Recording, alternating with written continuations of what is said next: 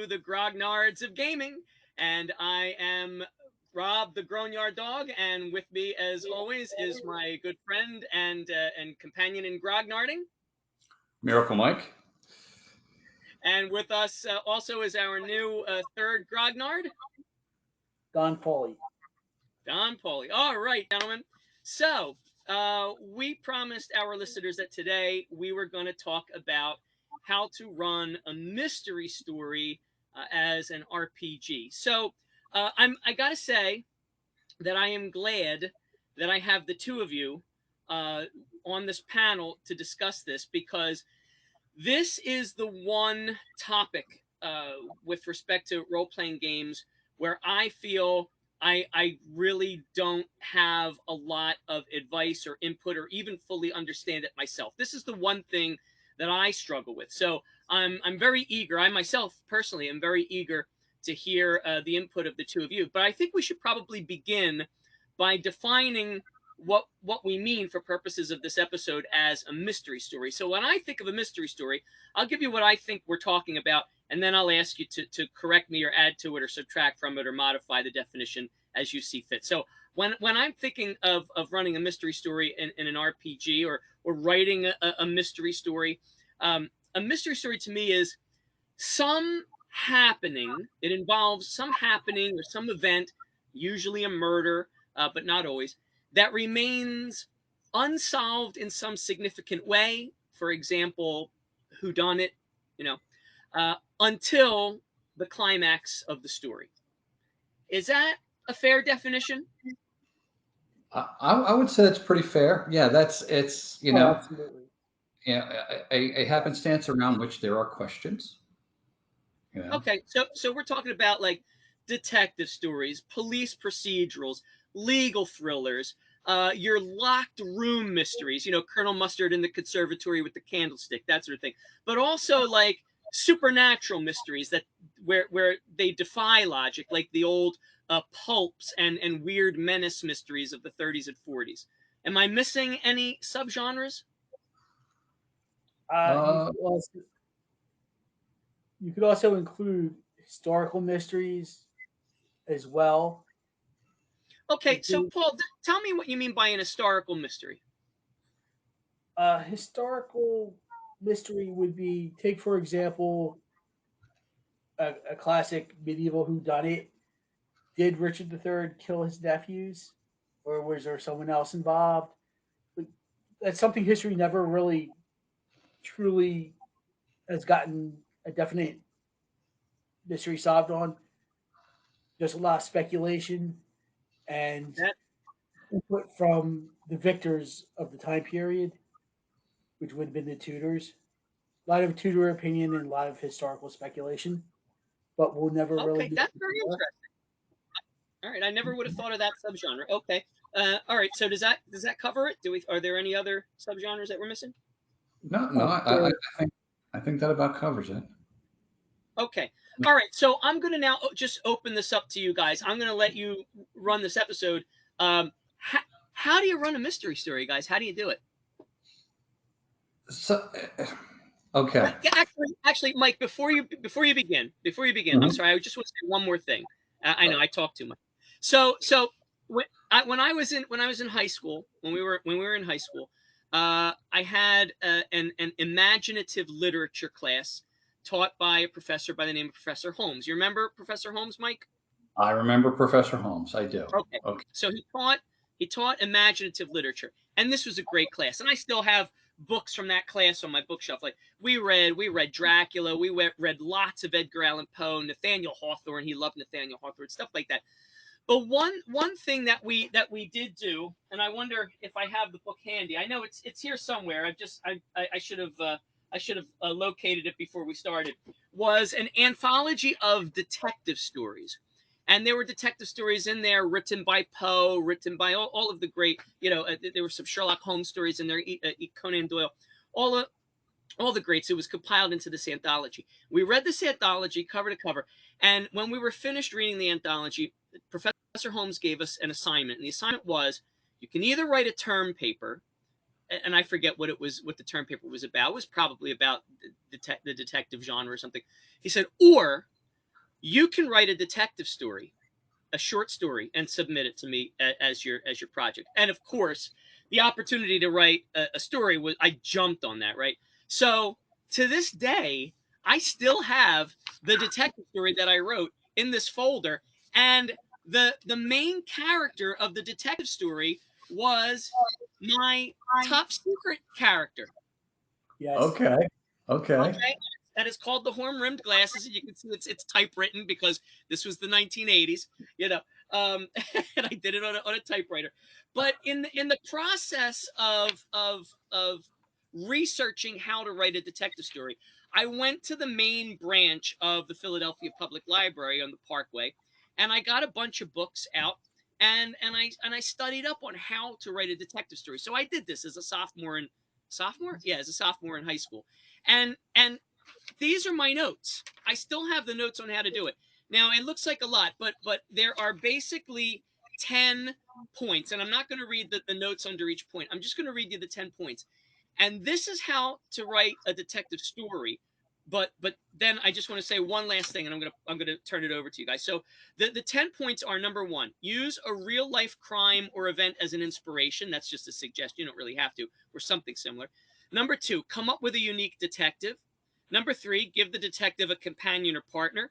Number four, create an engaging plot. Five, start with the crime or mystery. Start with it. Six, introduce the key players in the story. Seven, have clues and red herrings. Eight, show the detective solving the crime. So you want that to be part of the story. Nine, include scenes with physical action. So it's an exciting story. And 10, have a plot twist. And then there was a negative rule, and the negative rule was, um, don't don't deny the reader information or clues that that the detective will have, because you want the reader to have a fair shake at solving the mystery, because that for many readers is part of the joy of it. And under each of those 10 headings, there's some more notes. It develops it explains it a little bit more, and I followed these rules very carefully, and I put a lot of effort into it. And it turns out that Professor Holmes, out of everybody in the class, liked mine the best. So when I graduated, 2 years later, and I was in college, just for fun, I wrote a sequel using the same character, Victor Castillo, my top secret character, and I mailed it to Professor Holmes. I never heard from him, about the sequel, whether he liked it or not. But anyway, I did that just for fun. But I tell you all of that to say that those are the rules to writing a detective story. But you have complete control as the author over how and when the detective gets all the information, how he pieces it together. You can pace the story well.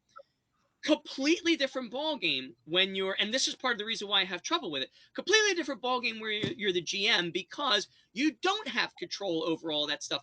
And I think any GM out there will agree with me when I say that a GM is just one mind. And when you sit down at a table with two, three, four other minds, and they're combining their brain power, and that ends up being more than the sum of its parts, on top of that, you're just outgunned. So, like, how do you do it? How do you do it? Now I'm going to shut up and I'm going to let you guys talk. Well, first of all, I agree with a lot of those 10 points. I really don't find anything wrong with any of them, to be honest with you. But maybe elaborate on a few things that I found in my research. Okay. And actually, again, I know I harped on this a couple episodes ago about the power of film by Professor Howard Suber, and he talked very briefly about mystery stories and how you always want to leave the reader or the participant wanting more. Writers and actors always love to hear that kind of stuff. So if you can have that hook that's going to draw them in, like I agree with the fact where you said the red herrings and the clues, but one thing that Super points out is things are never what they seem in a mystery story. So if you're expecting the butler to do it, here's your twist.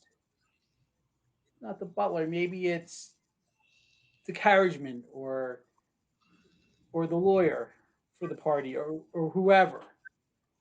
And it's never really you kind of want the twist. You never want it to be so easily solved, where everything points to that person, like everything points to the butler. You don't want that kind of thing. You kind of maybe it's the butler, maybe it's the the mistress of the estate or whatever. But things should never be what they seem, and it should never be who you think it is ultimately. Well, Paul, when you say things should never be what they seem, do you what things is plural? So what do you mean by things should never be what they seem? I understand that the ultimate perpetrator should not be who you might initially perceive it to be. That I get. Does that phrase mean more than that? Um, a little bit, yes. Uh, it should like motive. It if you have the motive should never be that blatant. Like maybe instead of the inheritance, it's a revenge plot, Hmm. or maybe I want I knock off my cousin because he's the ultimate heir to the estate or the one who would lead the corporation or whatever. Maybe it's to advance your position. Maybe that the crime could be for many different reasons. Like you really shouldn't always lead the person down that. Like it should never be that straightforward. Like oh, it's a revenge plot. Gotcha. So It's up so there. not just the perpetrator, but also the motive. These are things that should. Okay, that Yeah, that makes sense. All right. yeah. All right. Where you might want people to believe it's a revenge plot, but really it's to get yourself ahead, perhaps. Okay. Fair enough. All right. Uh, So, Mike, do you have anything to add to that?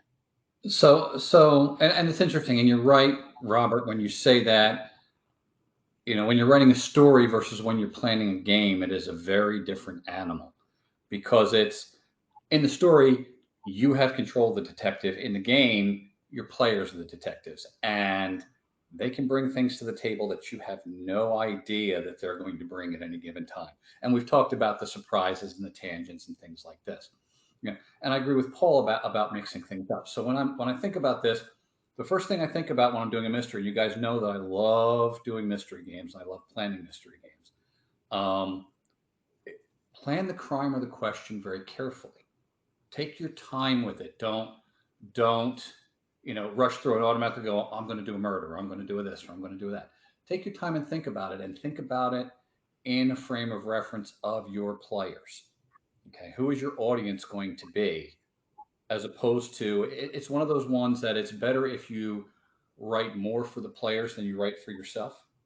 Sometimes it's an equal give and take, but when you're writing a mystery, try and write for your players more than you write for yourself. Um, the other thing that most people think about in terms of this is, and in most games, you think protagonist versus antagonist, right? And in writing a story, that's easy to do. But when you're doing this for a game, and even when you're writing it for a story, when I come at it, I come at it from a different perspective. Okay, the for the most part, I will say for the most part, the people or the enemies are not the antagonists. The mystery itself or the puzzle is the antagonist in the story. And we've talked about this about having, giving personification to ideas or thoughts in previous episodes. So I think of the mystery itself as the antagonist, and then my players are the protagonists. And the people that get in their way are the foils. They're not necessarily an antagonist themselves, but they may be a foil. So you can have helpers, you can have foils. Okay. Um, the other thing is it's always good to focus on who the victim of this is, whether it is a murder, whether it is you know, in supernatural cases, a curse, whether it is a situation that's going to come about. Um, you know, give that victim a life of their own. Probably one of the best ways I have seen this done um, in popular media would be like Twin Peaks. Laura from Twin Peaks was given Mm. life as the victim, even though she was already dead, and they did a lot with essentially a dead character. Um, Suspects, many suspects are a good thing. It keeps things fresh. You don't know who to point the finger at. Again, you don't know the motivation, things of that nature. Clues, uh, deception, trickery, misdirection, all good things.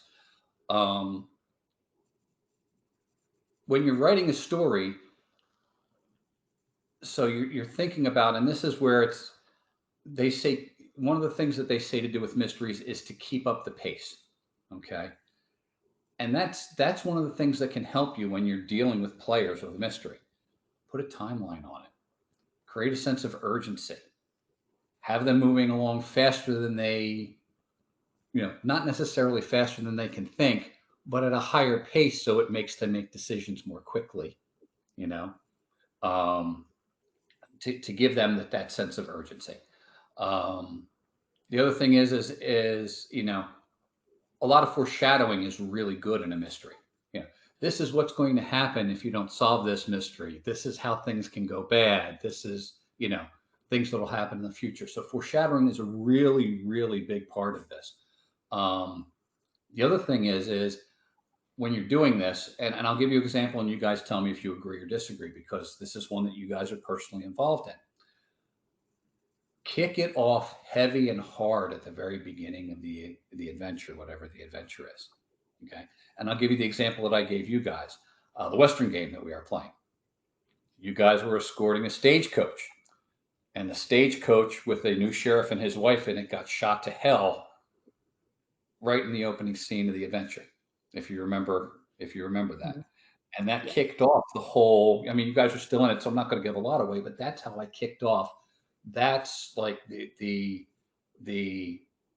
establishing the mystery right off and giving you a gripping opening scene to draw you in and make you understand, well, why did the sheriff and his wife get killed, you know and that leads you down the path.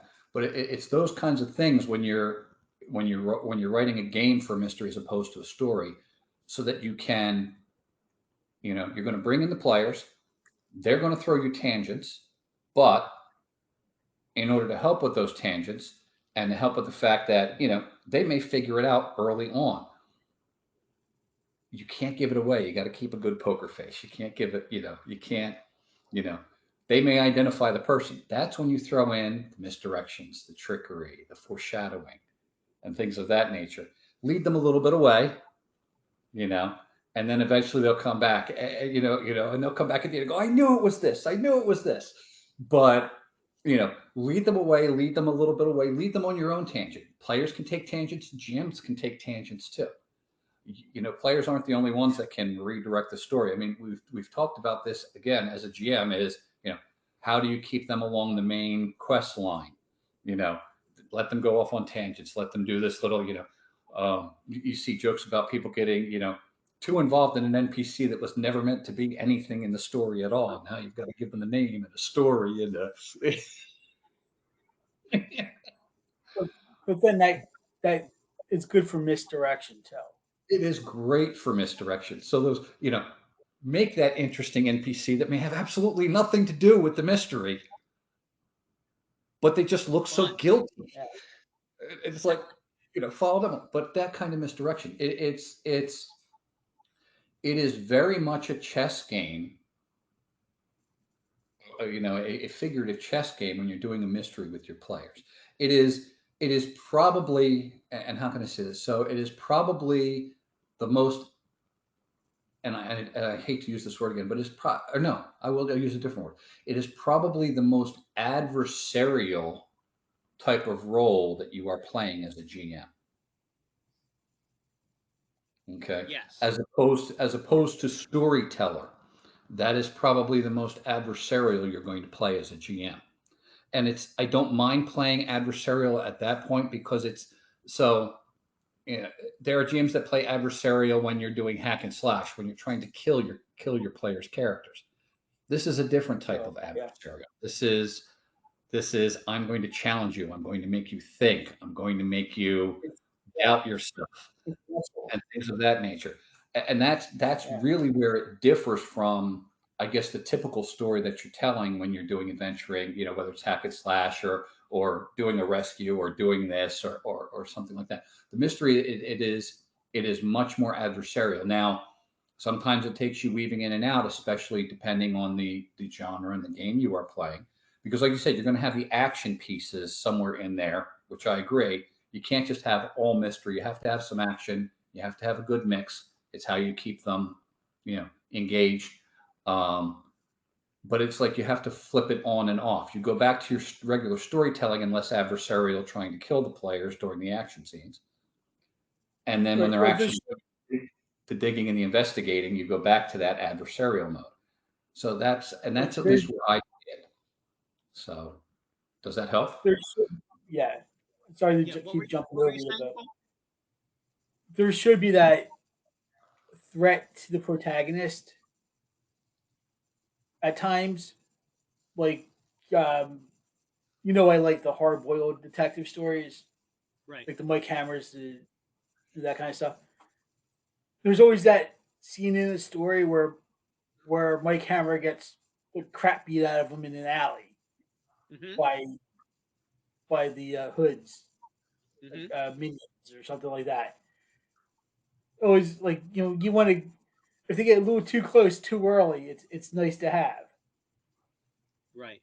But All right. So yeah, so let me ask you this before I go back to Paul, because I know that there are some other ideas. I'm sure there are some other ideas Paul wanted to express before I cut him off. Mike, you mentioned urgency and foreshadowing. So can you give me a, an example or two or three of each of those? So let's start with urgency. How might you create a sense of urgency for the players, a sort of a race against the clock feeling? So, and let's see if I can find some popular. Let me see if I can find some popular, popular uh, current media or at least recent media or sometime media. Um, think about a comedy. Think about Roger Rabbit. You ever seen the Oh, movie sure. Roger Rabbit?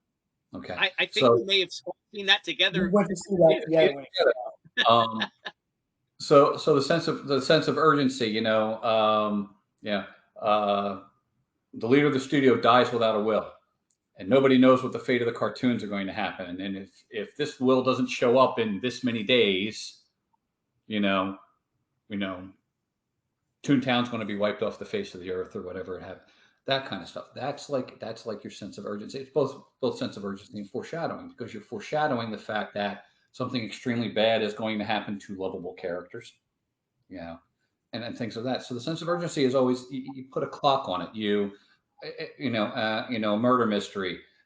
If you want to think of it from a murder mystery perspective, if you don't come up with this, um, the person that you think is guilty is going to go free. Okay, so one way to do it is there's an end, there's a due date for the mystery to be solved, and if you don't get it solved by this due date or due time, then so there's some catastrophe. Are there any other ways that you might create a sense of urgency? So a timeline is good. Timeline is probably the best one, and let me think of some other ones that I'm. Uh,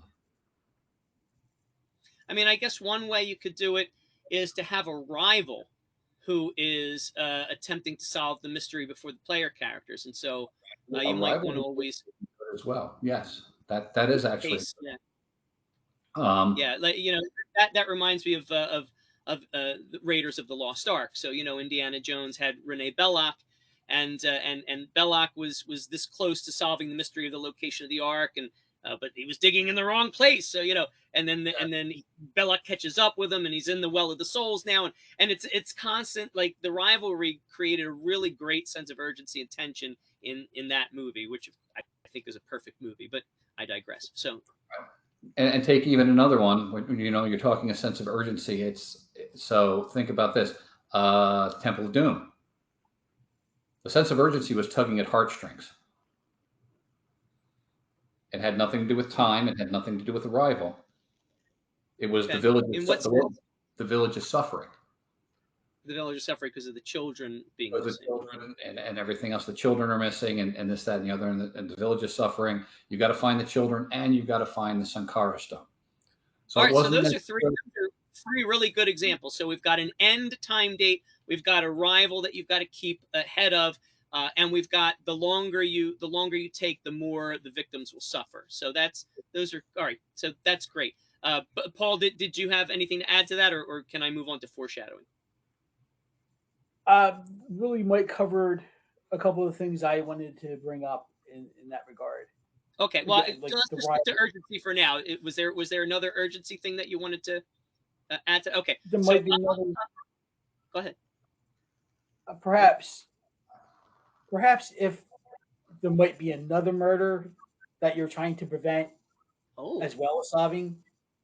oh, that's really good. I like that one. Okay, good, great example. Okay, so there's four great examples of a way to add urgency.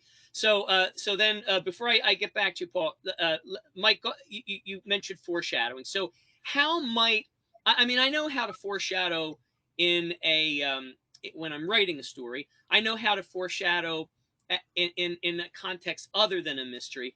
But how do you foreshadow in a mystery story that you're running for players in a way that's meaningful?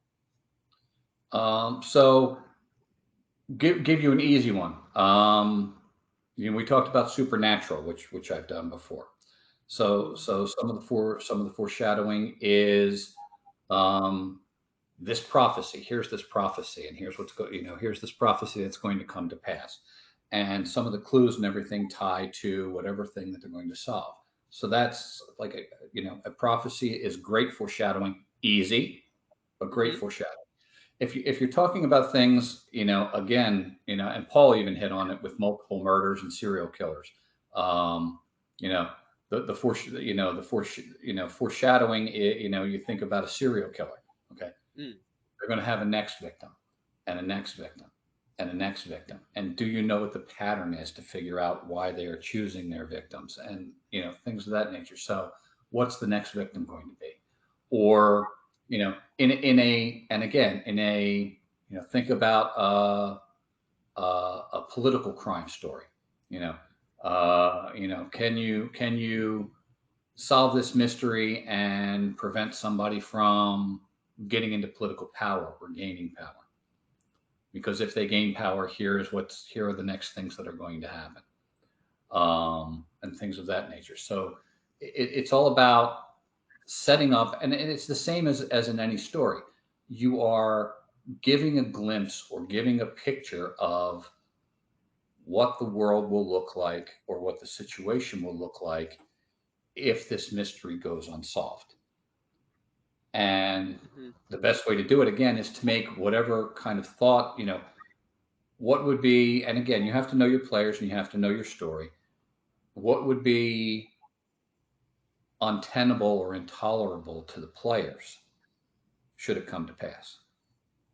Right. So Uh, I understand the prophecy in a supernatural mystery, but right. in a non-supernatural mystery, how do you foreshadow? How do you communicate to the player? See, to me, foreshadowing is show me, don't tell me. That's what foreshadowing means to me. It's like, although I suppose a tell could be a foreshadowing, but to me, foreshadowing really means the players see the shadow of the doom on the ground before it happens. So how do you cast that shadow visibly? How do you show them in a foreshadowing in a non supernatural sense in a mystery story in an RPG? And I'm going to have to think of some of the mysteries that I have done and how I have done that. It could be Go ahead, Paul. it could be Go ahead, done Paul. subtly. It could be done subtly. A headline in a newspaper, overheard conversation in a bar, something that would establish that it's almost like a more dramatic use of of fate scene aspects in a way, Hmm. instead of just saying scene aspects, crimes on the rise, or gangland killings, or whatever. Maybe put it out there like the in like a hard boiled detective story, the newspaper kid on the street corner, or a conversation with the detective's police friend, or something like that. Like real Okay. subtly done. Very, It doesn't very. need to Okay, be. so it sounds like info dump, some form of info dump, whether it's the overhearing a conversation or reading something. Um, okay, all right. That, I have to think about that. That may be worth thinking about. How to foreshadow. So we it's could. and Paul's right. It's like an info dump. It just depends on how you get the info dump. Um, is one of the clues that the players come across something like uh, a contract or an unsigned contract or a business plan or something of that nature, you know, that's going to lead the players to figure out where this is going. Um, a plan of attack, a set of blueprints,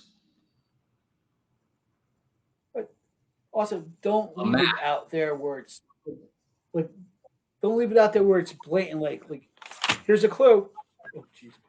Here's a Yeah. clue. Like, kind of let them fall into it. Just let them pick it up. Okay, Like so it should be so the done slowly. If they miss it, they miss it. okay, so the clues themselves are a means of foreshadowing. Absolutely. Definitely. Yeah. Okay. Yeah. Okay. All right. All right. So Paul, there was something else more that you wanted to say on a previous topic. So why don't we go back to you and what was it you wanted to elaborate on? I am also a big fan of the twist endings. If you sit there watch some old episodes of Law and Order, there's always some kind of twist, and they've always did something like your professor said. Use an established crime. Use something that actually happened. If you watch Law and Order, watch it long enough, you notice, hey, I remember that being in the news, but they'll twist it around somehow to it, so it's not the, the whole story. And there's always a twist with that kind of thing in the end, where Okay. So it sounds like you're taking from my old how to write a detective story notes. You're taking number one, which is use a real life crime or event as an inspiration, and the yeah, last it thing, number works. 10, have a plot twist, and you're yeah, okay. So Also, full also circle. have a very interesting live enemy. The protagonist should be really interesting too. That you want the player to be like curious about, like what's his character up? What's he up to now? What's Doctor Evil up to now? That kind of thing. Where you Are, you want. so are the player characters not the protagonists though? Oh, I meant antagonist. My fault. All right, but Yeah, then Mike said that the mystery itself should be the antagonist. Do you disagree with that, or I don't disagree. It's one way to go, I see. but your villain should be just as interesting as the heroes. So aside from Arrival, aside from a Renee Belloc, how else might you introduce a villain? Well, I guess the villain would be the perpetrator in like a whodunit. Is that what you're suggesting? Is that what you mean? But Okay. yeah, yes, and they shouldn't be just like this. They should have they should have a dynamic of their own. They shouldn't be just blah, because Right. it takes two. It's like a dance. It takes two. It takes your hero and it takes your villain to make this run. So Yeah. your So Moriarty to your Sherlock is what you're talking about. Right. exactly, Okay. there's a way So that they. so this ties in, I think, rather nicely to your introductory episode where you talked about how you create your character backgrounds. So we've got a villain. The villain's going to have a motive. We're going to give the villain a motive. So that's a start. what else? What else do we need to make the villain a compelling character? There should be something there that binds them together. Them being the hero and the villain. Yeah, there should be something that draws them, something that makes them the perfect foil to one another. Very much like Moriarty and Holmes. Like Hmm. they were just perfect for each other. And Gotcha. some of the Law and Order spin-offs did that with reoccurring bad guys, where they were the perfect foil for the detective. Okay. And All right. But also, and I think you'll agree with this, Paul, they can't be perfect. They have to be flawed in some way. there should be a flaw, yes. Be flawed in Well, some way. I mean, by virtue of committing the crime, they are flawed, I suppose. But So on they're top of that, you're saying on top of that, yes. they Right. shouldn't be They Mary need Sue's. Right. right. Well, maybe like sort of like in RPI game where the you have more of a heroine, the detective is this young lady more or less, but maybe there's maybe the villain has a thing for her, perhaps something that keeps him coming back, something that allows him to get into her head, maybe something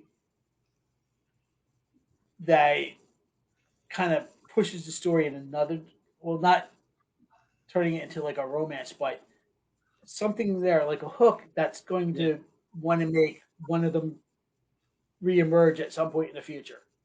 I like that. Okay, very good, very good. Um, all right, so I have one last question for you, but I want you guys to have your full say with respect to at least everything that we've talked about and anything that we haven't that you feel is important before I ask the last question. So, is there anything either of you want to add to what we've talked about already, or some new element that we haven't yet discussed? So one additional thing, again, when you're thinking about writing this for players, and it kind of goes back to one of our previous topics. We talked about campaign versus one shot. Okay. When you're running a mystery for these types of areas, like a mystery and a campaign may be, there may be an overall mystery for the campaign, yeah, but not necessarily. But you also may have, you know, a section of the campaign. In other words, a specific act is a mystery.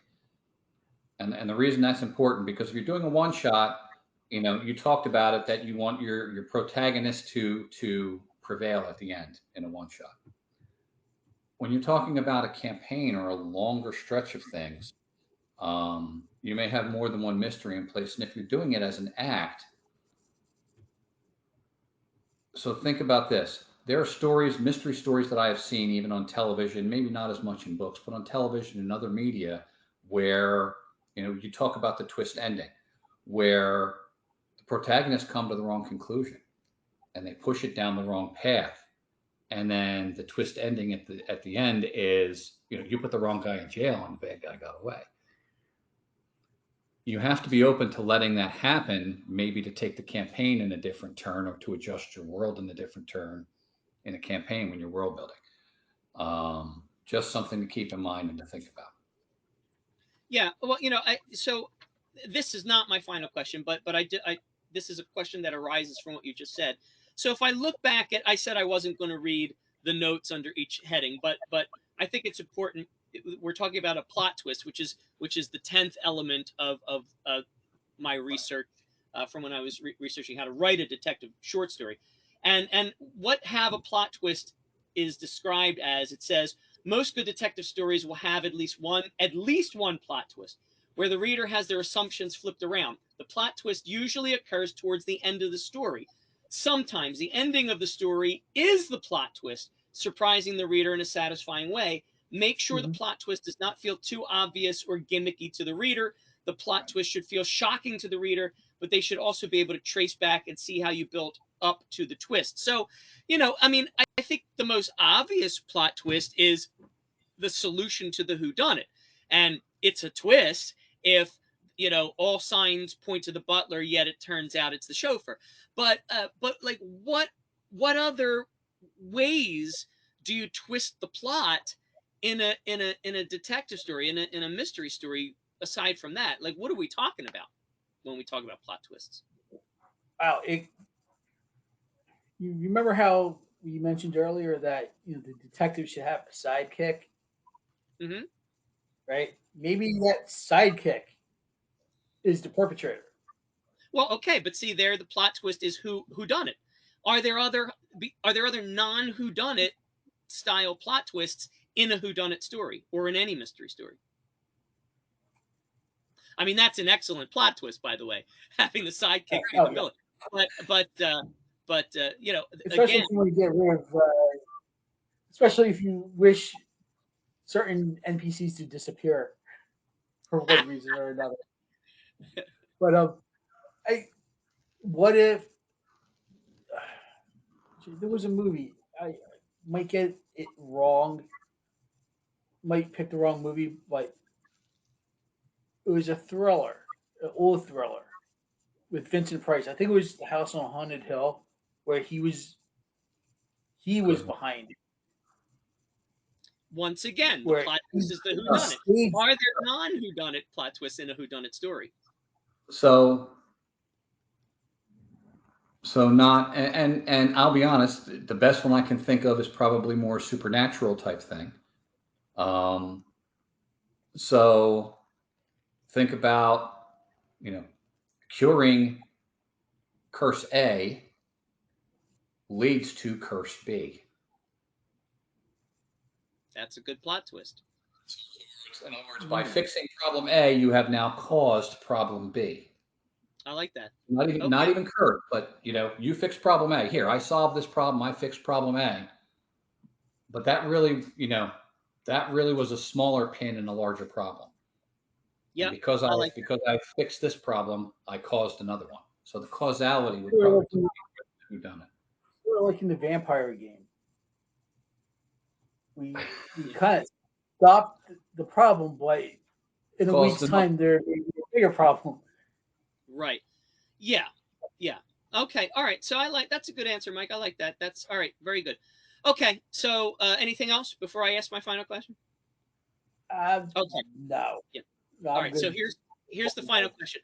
I'm going to ask Paul to answer first because Paul comes at our discussions, I think, primarily from the perspective of a player, and then Mike, I'm going to have you answer, and then I'll give my answer. And we'll compare. We'll let the audience compare and contrast. So here's the question. The question is, um, how do you feel? What are your thoughts?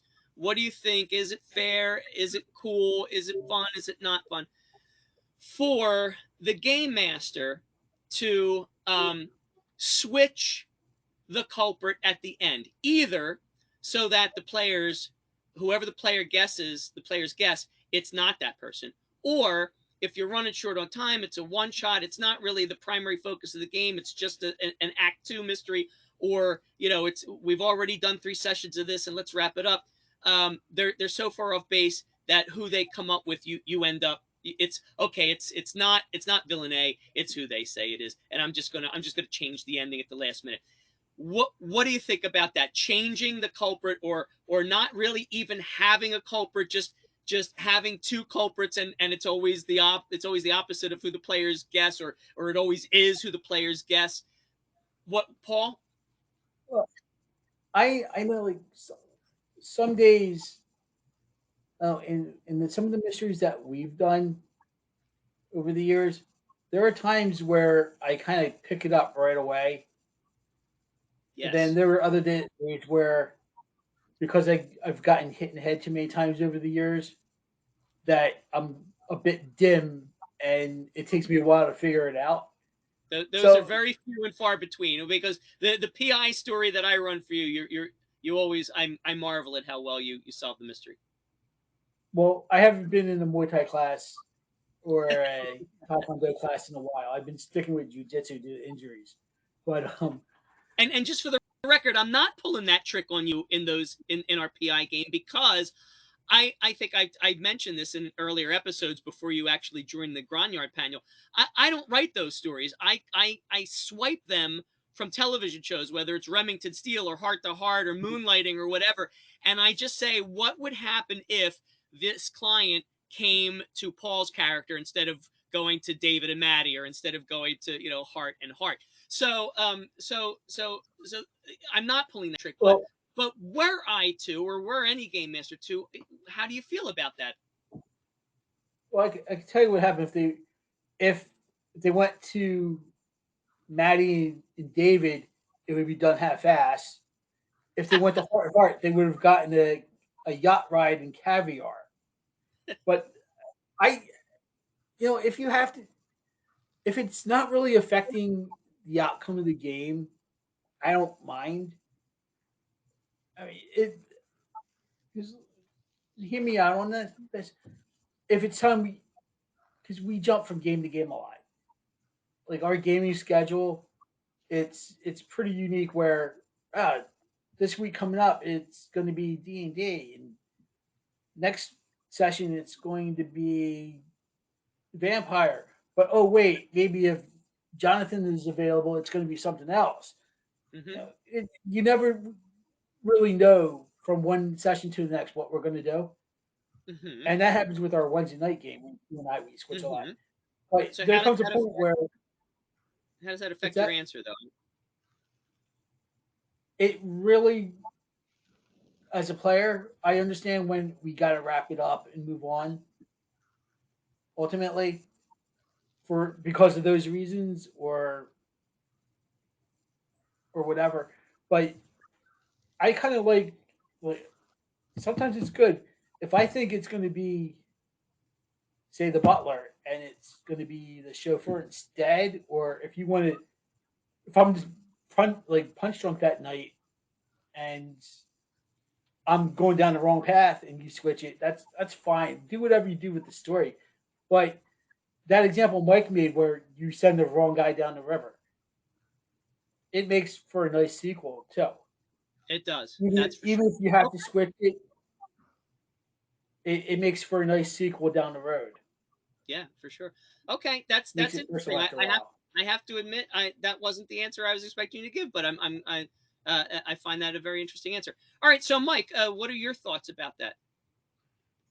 Your thoughts, your So again, you talk about the one shot about getting it done and getting out of the way. It's not, you know, it's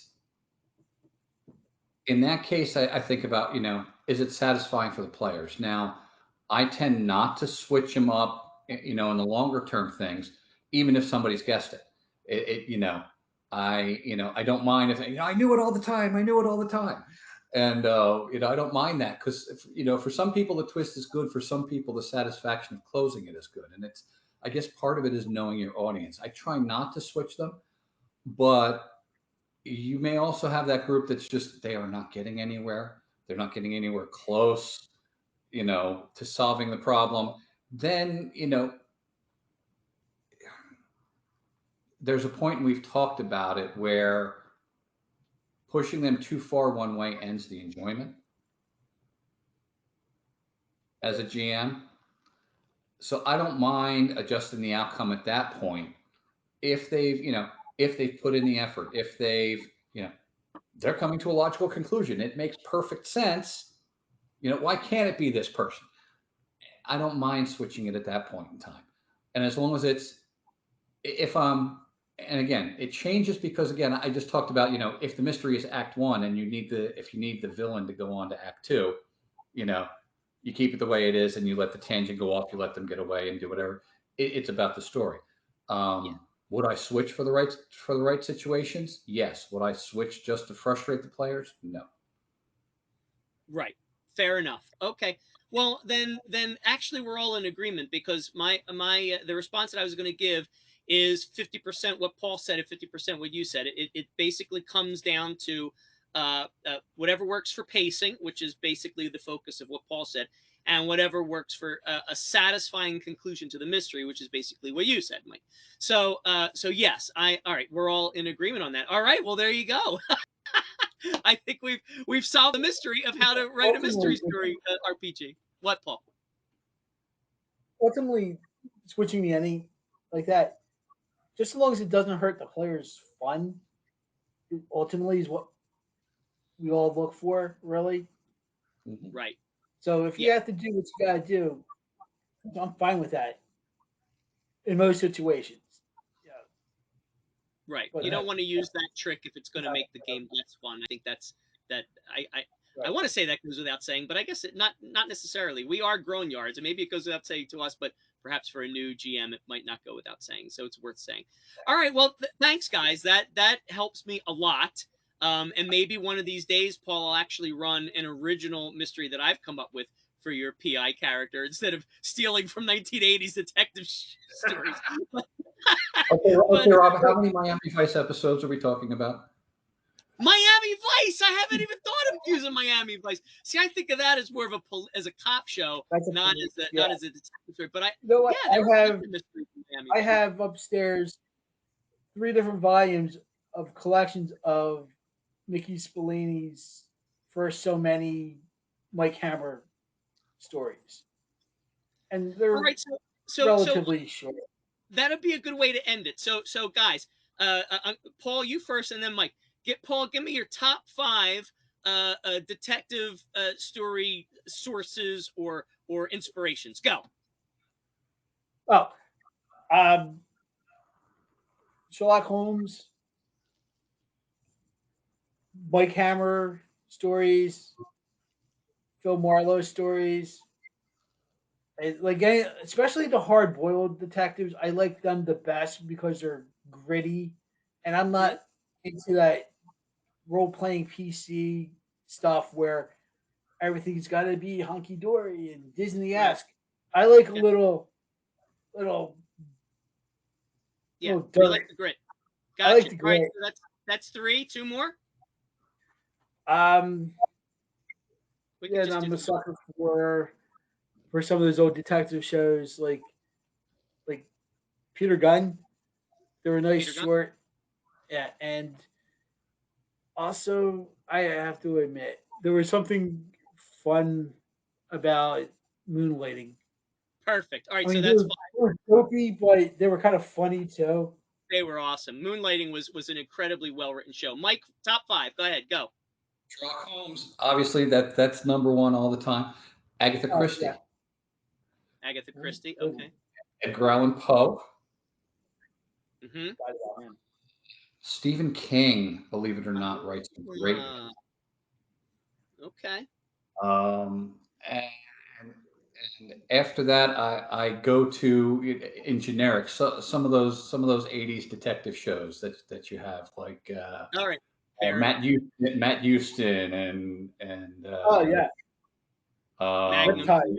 the Father Dowling mysteries and things like that. We used to I, watch that all the time. so those Right. Right. the '80s detective shows that just there seemed to be like 100 of them in the '80s that used to run all the time. Murder It She was a Wrote. Yeah, popular NBC genre. was notorious for that. So Yeah, for sure. there's my top All right, five. and I can't really name five that you guys haven't already named. So so I think that's a good place to end this. All right, so Paul, you're our newest Grognard panelist. So I have yet to ask you this question. Is there a topic for our next episode of Grognards of Gaming that you are just itching, burning to talk about? Yeah, there. It's funny you should ask. And yeah, there's certain things that really peeve me off about gaming, and you guys talked about the toxic player, Yes. which I kind of also had some thoughts on that Okay. I would love to have been involved in that episode. Okay. Maybe we can touch on them a little bit when we talk about toxic game masters. Perfect. Toxic Game Because Masters, as you and know, we'll let you have your say about toxic players as well. That sounds great. You on board with because that, as you Mike? know, With that, Paul leads off next time. We'll let him lead off next time on Toxic Game Master. Yeah, because you'll as you have a know, spot. there's one experience the infamous Collegeville game that Yes. I don't let go because I get so fired up Oh about. yes, we've heard about it for 30 years. So, but we will not name names to protect the guilty. Okay. Oh yeah, yeah. Everyone will have a name except for the good guys because I know I know Mike has met a few of them, and you and I are friends, become friends with a bunch of the guys from the game too. Yeah, for sure, for sure. But All right, you can that use their sounds real names because they're great. the heroes of the story. All right, there you go. So, ladies and gentlemen, join us next time on Grognards of Gaming, where we and mainly Paul will be will be waxing philosophic on the toxic GM. All right. So, thank you for joining us. I hope you enjoyed this episode, and we'll see you next time. Peace.